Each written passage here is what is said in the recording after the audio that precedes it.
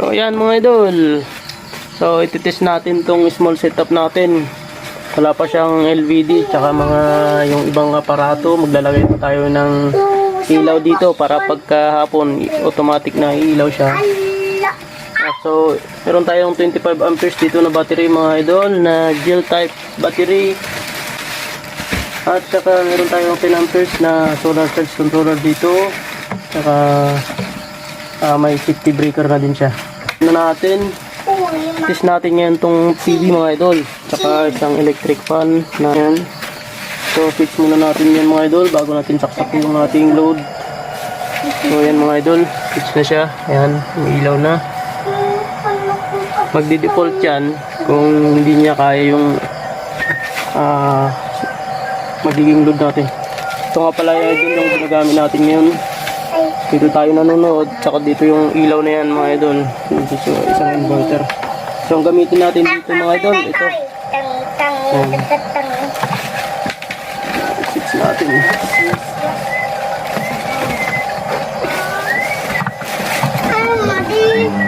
Ayan mga idol.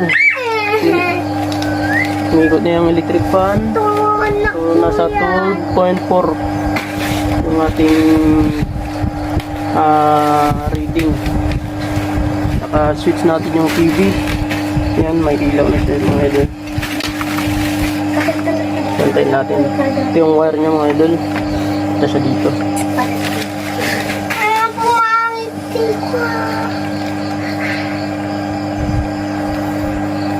May solar panel na din to mga idol na 60 watts. Kung gusto mong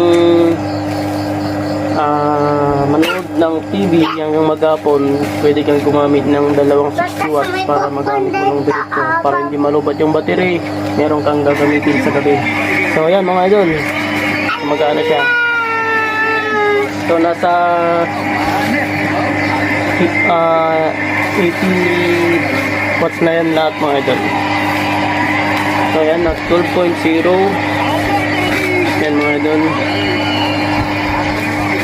Pwedeng pang charge, pang electric fan, charge ng mga cellphone, kahit anong gusto mo i-charge, saka pang ilaw.